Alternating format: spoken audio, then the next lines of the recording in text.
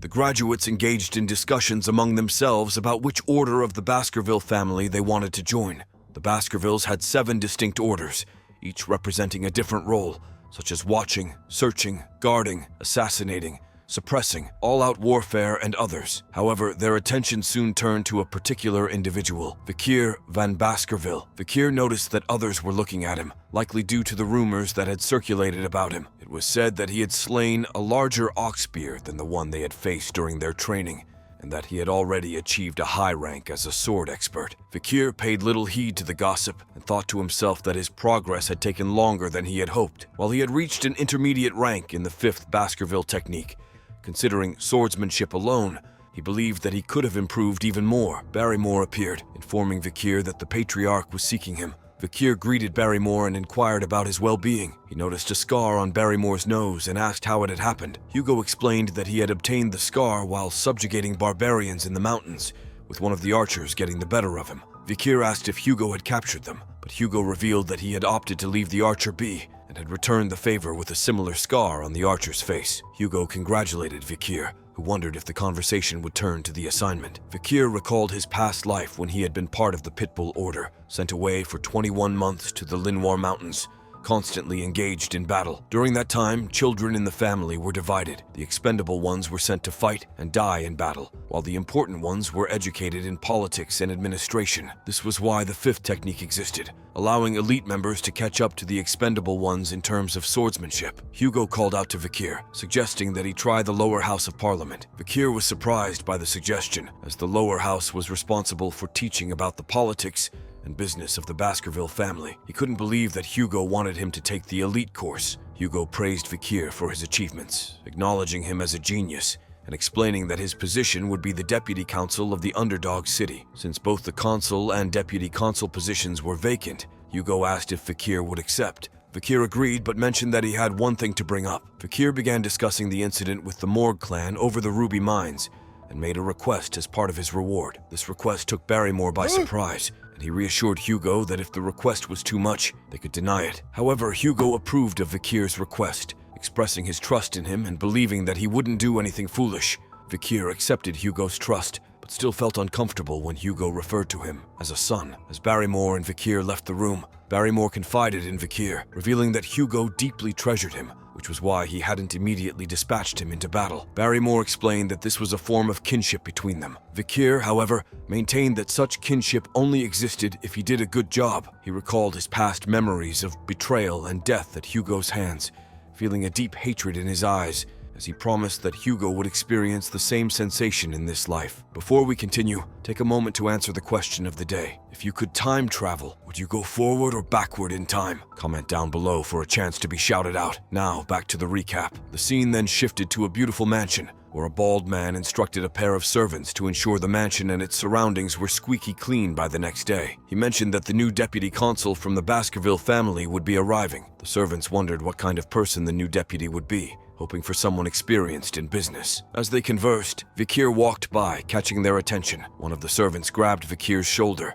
assuming he was a child and telling him that he couldn't just enter. Vikir responded sternly, instructing the servant to remove his hand and revealing a piece of paper to confirm his identity as the new deputy. Vikir then ordered the servants to prepare for a party with women and drinks, leaving them confused. Inside the building, people were enjoying drinks and food at the party, with laughter filling the air. One man, Chihuahua Baskerville, the general secretary of the city of Underdog, stared at the scene in disbelief. He was upset that Vikir was partying on his first day in the new role, especially after the previous deputy had caused trouble with bribes. Chihuahua expressed his frustration, shouting that Vikir was a troublemaker and that the city would only fall into ruin under his leadership. However, Vikir suddenly appeared behind him, asking if he was the general secretary. Chihuahua was puzzled about when Vikir had entered the room, and they introduced themselves to each other. Vikir observed something about Chihuahua's name, specifically the absence of a middle name. Chihuahua was stunned because he knew that lacking a middle name signified that he was an outsider from the family and had faced discrimination because of it. However, Vikir expressed that he found it nice, which confused Chihuahua. Vikir went on to explain that he had researched Chihuahua beforehand and knew that he came from Underdog. He claimed to understand the challenges people like Chihuahua had faced and assured him that he wouldn't interfere in his work, trusting him to do a good job. This left Chihuahua wondering if this was some form of harassment and why Vikir was here when he had requested a party. Closing a book he had been reading, Vikir stated that personal loss was not the issue, but the Judy cow system had many flaws. This shocked Chihuahua, as Vikir had read the book incredibly quickly. Vikir continued, addressing the problem of Underdog's numerous illegal businesses that were successful and held power above the law.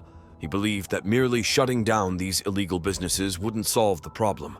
The heads of these underground operations needed to be removed. Chihuahua remained silent as Vikir explained further, gazing out the window and stating that the deputy council's job was to make and execute laws. He expressed his respect for the existing laws, but proposed the need for a new law. Chihuahua asked why they needed a new law, and Vikir replied that he intended to dismantle the underground economy within a week, but required a legitimate reason to do so. As a newly appointed deputy council member, he needed a convincing performance to achieve this. In other words, he would lay out the bait to catch the flies. Chihuahua stared at Vikir, unsure of his intentions for the city. The following day, on Dort Smile Street in downtown Underdog, a crowd had gathered. Vikir stood before them, dressed impeccably, with servants and Chihuahua standing behind him. The onlookers wondered what a young child could possibly do, and why he had been standing there since dawn. Vikir introduced himself as the newly appointed deputy council and drew the crowd's attention to a notice behind him, explaining that the laws had been in place for some time and would continue to be upheld, even with a change in leadership. However, the crowd didn't believe him, thinking that the higher-ups wouldn't take any action, and they expected lobbying to begin soon. Chihuahua, frustrated with their skepticism, yelled at the crowd to mind their manners and reminded them that Vikir came from the main Baskerville family. As the crowd continued to mock Vikir, he remained silent, gripping the stick tightly in his hand. Suddenly, he raised the stick high above his head and slammed it forcefully into the ground, creating a shockwave of surprise among the onlookers. After releasing the stick, Vikir announced a special law with the authority of the Deputy Council. Vikir Special Law, Section 1, Class 1. He declared a reward of 100 million hold to anyone who could remove the stick. The crowd was left in stunned silence,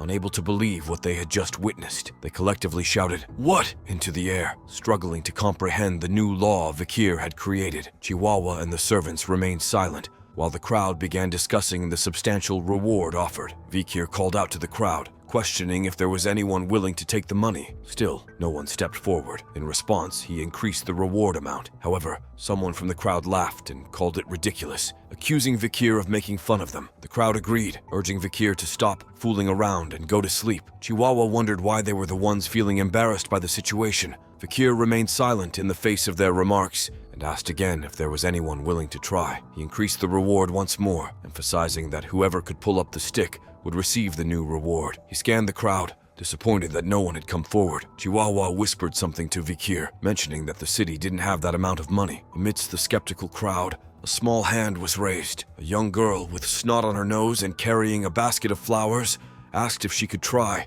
A man in the crowd cautioned her not to do it, fearing for her safety, but she explained that her mother was sick and she needed to try something to help. The girl smiled and told the crowd that if anything happened to her, they should take good care of her mother. The old man was left speechless as the brave girl stood before Vikir and the stick, thinking that perhaps Vikir wouldn't harm her and that they might reward her with a few coins for volunteering to make herself a fool. Encouraged by Vikir's instruction, the young girl with the basket full of flowers bent down and held the stick tightly, pulling with all her might. To her surprise, the stick came out easily, and a look of astonishment crossed her face. The crowd was equally surprised to witness her success. Holding the stick, the little girl looked up at Vikir, wondering why it had been so effortless for her. Vikir released a red aura, causing the girl to tear up and close her eyes, fearing that she might be executed for some unknown reason. She worried about who would look after her mother if she were executed. However, instead of harm, a bag appeared in front of her. Vikir knelt down in front of the girl and told her to take the bag of reward money. She held the bag in confusion, and the crowd was equally baffled by the unexpected turn of events. Vikir glanced back at Chihuahua and asked the girl where her home was,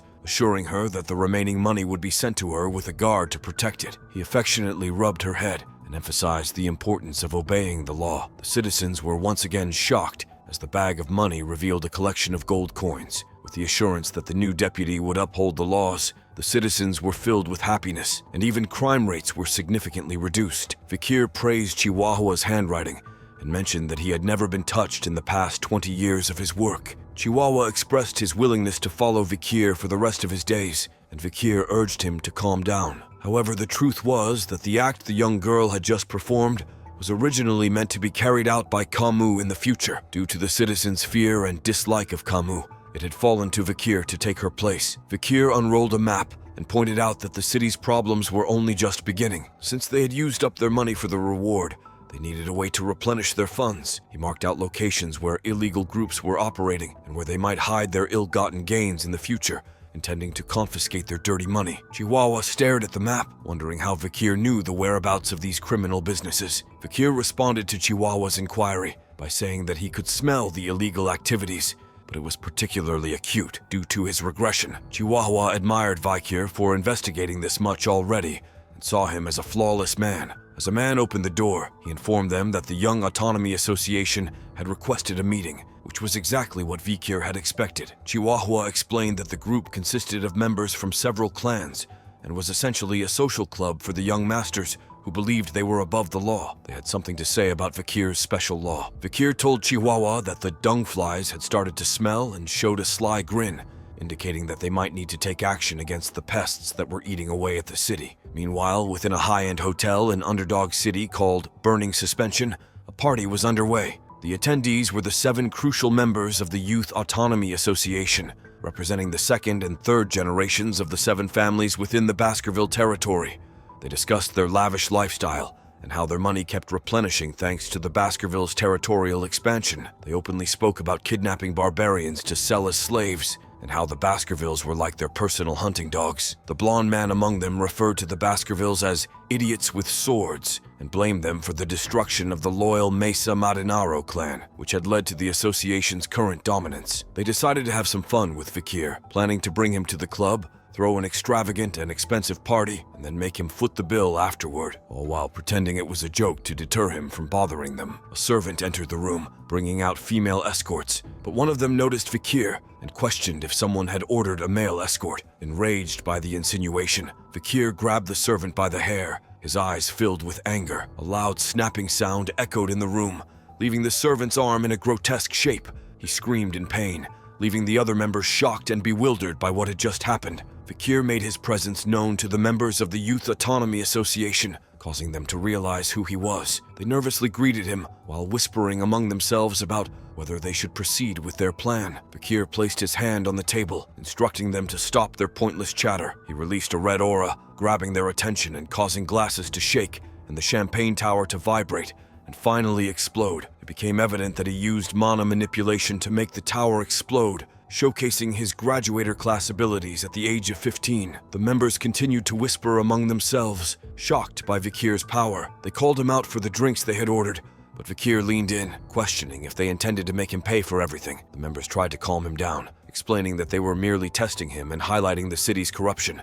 Vikir responded by striking one of them in the stomach with his fingers, causing severe bleeding. He chastised them for their trust and warned that they had never encountered true fear. He threw the injured man to the floor and stepped on his face. As the others protested, Vikir explained that they would soon understand his intentions. The members, still defiant, called Vikir a bastard and believed he wouldn't get away with his actions. Vikir then listed their various crimes, including abduction, kidnapping, illegal slave trafficking, and insulting the Baskervilles, among others. He smacked one of the guys in the face, asserting that animals needed to be taught lessons. With a sadistic smile and glowing eyes, Vikir told them that they were about to witness what he could do to teach disobedient creatures a lesson in the deep underground dungeon. Vikir and Chihuahua stood in front of a prison cell, looking at something inside with disgust. A hand reached out from the cell bars, and a man inside threatened Vikir, saying that he would tell his father everything, and that he wouldn't survive after pulling such a stunt. The man was the blonde one from the Youth Autonomy Association, and he vowed to get out of there and kill Vikir. Chihuahua asked Vikir why he had ordered such a severe beating for the man and his associates.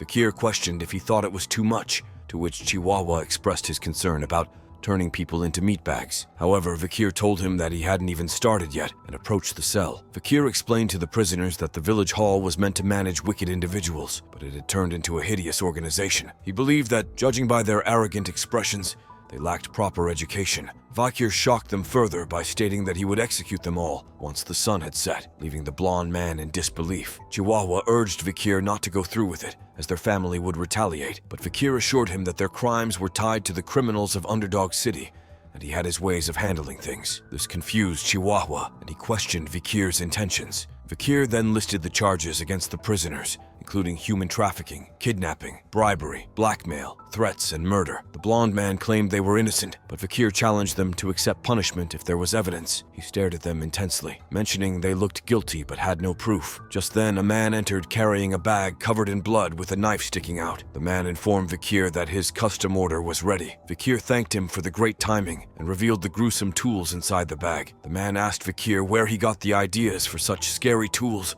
but Vakir brushed it off as common tools from where he came from, the era of destruction. Vakir removed his jacket, revealing the tools, which frightened the blonde man. Vakir asked the prisoners where their defiant expressions had gone and reminded them of their previous refusal to admit anything, no matter what. Vakir rolled up his sleeves, signaling his intent to relive his cherished memories from his past. Rumors began to spread throughout the town about the arrest of the 7 members of the Youth Autonomy Association.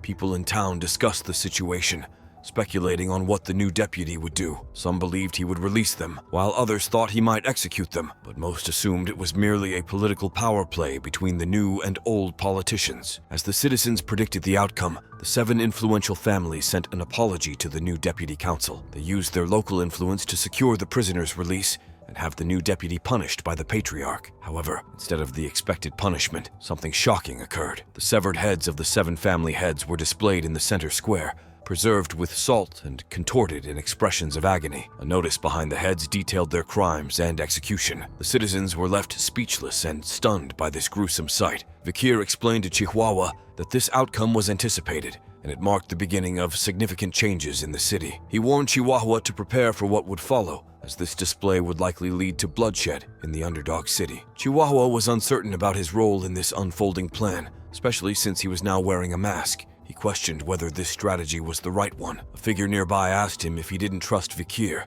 but Chihuahua remained unsure about the plan's effectiveness. Meanwhile, on the outskirts of the underdog city, an unlawful slave auction was taking place. A man welcomed attendees to the event, surprised to see members of the Mat Blanc clan. He inquired if they were there to sell slaves and questioned Chihuahua's dissatisfaction with the previous slaves they had bought. Chihuahua, under the guise of the mask, assured the man that they were there to sell and agreed to part with Vakir, who had distinctive features like red eyes and black hair, expecting a good price. He hopes that Chihuahua has a good time at the circus. The auction begins in the main 10 as night falls. The people discuss about the slaves that were popular and what they wanted to buy as the clown man tells them that an item was secretly embezzled by the Baskerville family's knights. It was an A-rank monster that is said to have 19 hearts, the Mercy L from its leather meat bones and intestines.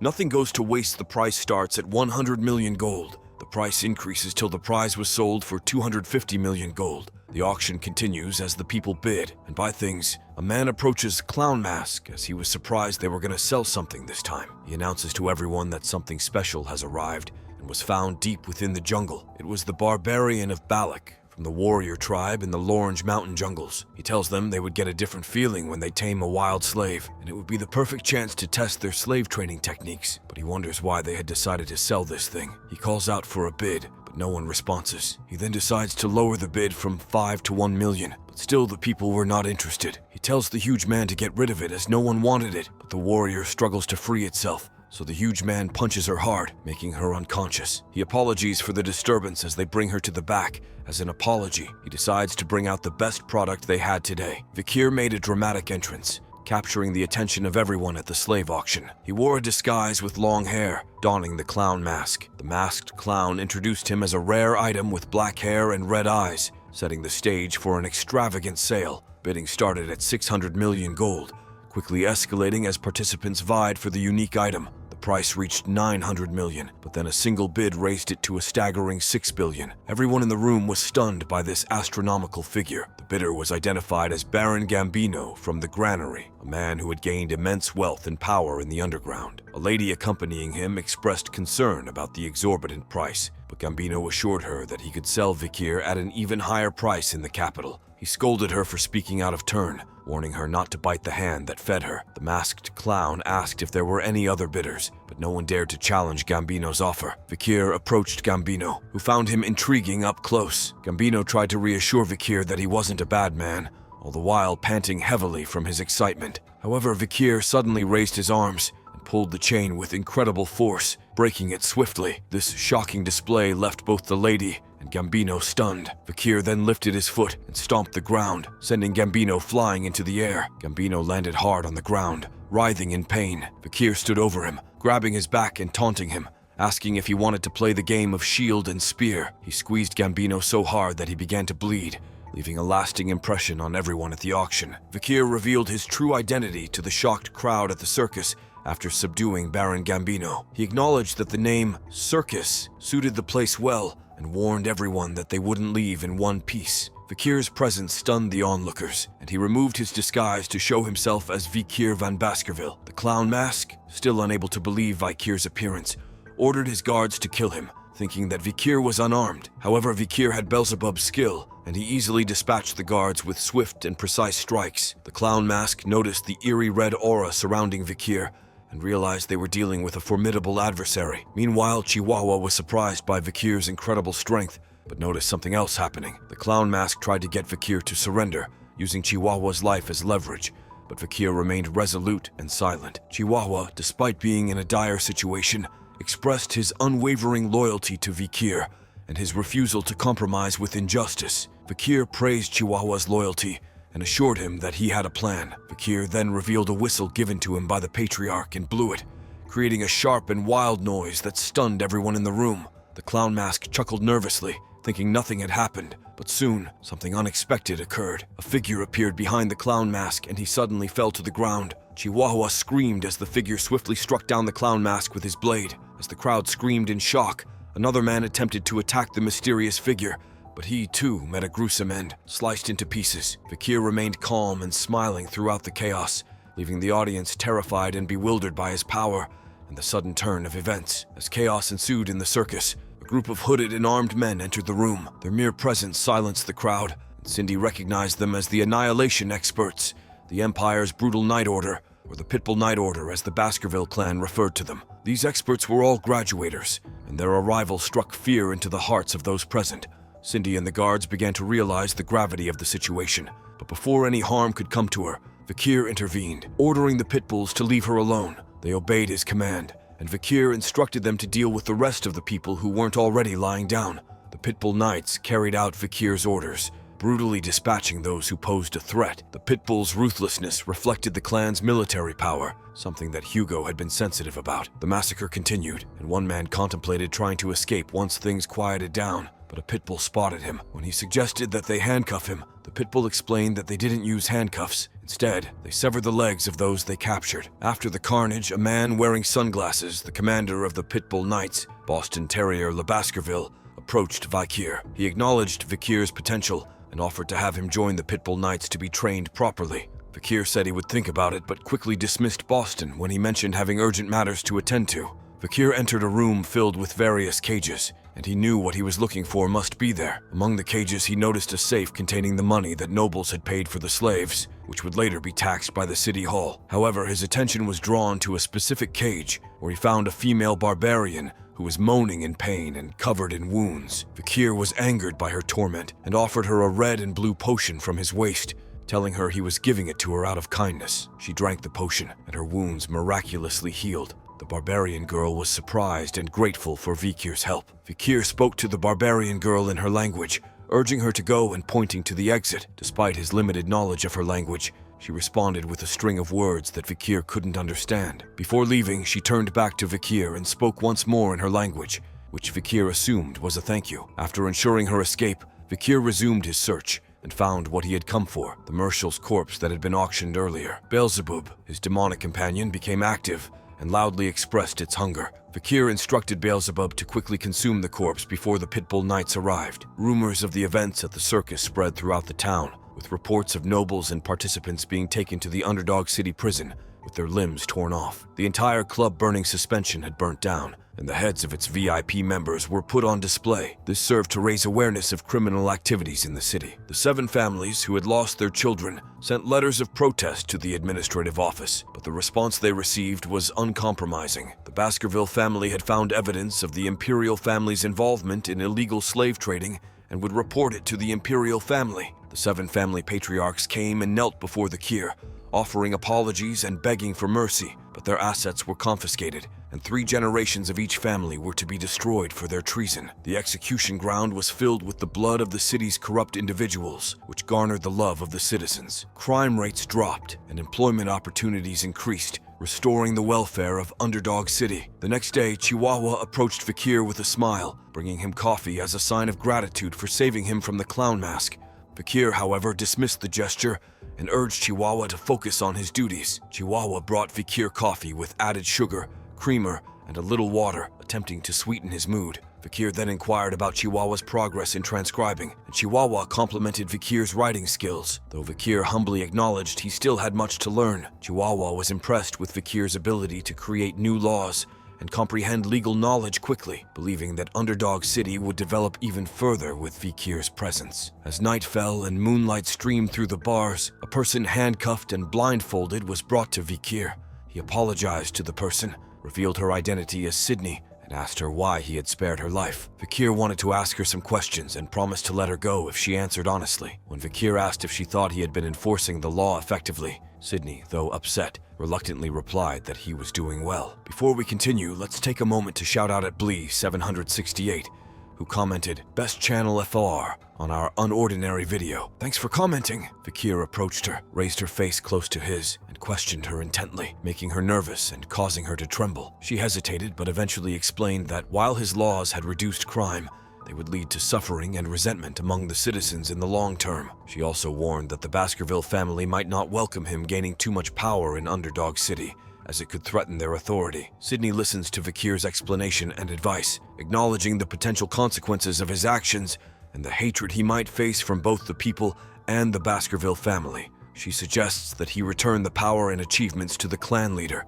hide his powers by going to the Lunar Mountain or the Empire's Academy, and allow the clan leader to take the blame when the time comes. Fakir contemplates her words but soon unleashes his powerful aura, known as Hound Shadow, causing her to feel immense pressure. However, she stands by her advice, suggesting that it might be the only way for him to avoid being hated. Fakir, with a smile, agrees that he will keep her advice in mind. He frees her from her handcuffs and she prepares to leave, expressing her hope that he won't regret their encounter. Before she goes, Fakir asks her if she is familiar with the Mesa Madinaro clan. Hearing the name makes her stop in her tracks. Fakir recounts the tragic history of the Mesa Madinaro clan, once a wealthy merchant clan that fell victim to an unfortunate incident. The young master of the clan had unknowingly demonstrated the secret Baskerville sword techniques at his birthday celebration, leading to the clan's destruction by the Baskerville family's hunting dogs. Cindy, puzzled, asks what this story has to do with her. Fakir continues, revealing that there was a survivor from the Mesa Madinaro clan, a 1-year-old girl who was spared because of her beauty. She had endured unspeakable torture at the hands of the young members of the 7 families, and her fate was horrifying even to Fakir, who couldn't bear to describe it in detail. Cindy, overwhelmed by Fakir's revelations, grits her teeth and tries to leave, expressing her reluctance to hear more. However, Fakir insists that there's more to the story. He describes how a new deputy arrived in the city, managing to unearth the city's old problems and administer proper punishments. The catalyst for these changes was the 7 members of the idiotic group who had triggered a series of events. The new deputy ensured that the 7 wrongdoers were thoroughly tortured, and they eventually confessed to their crimes, uttering apologies as they met their gruesome end. This revelation leaves Cindy in tears, and she angrily questions who those apologies were directed towards, given the torment they had inflicted on her and her clan. Fakir calmly responds that the apologies were meant for the young girl known by the fake name Cindy Nissan Rose, the sole survivor of the Mesa Madinaro clan. Cindy finds it difficult to believe Fakir's words,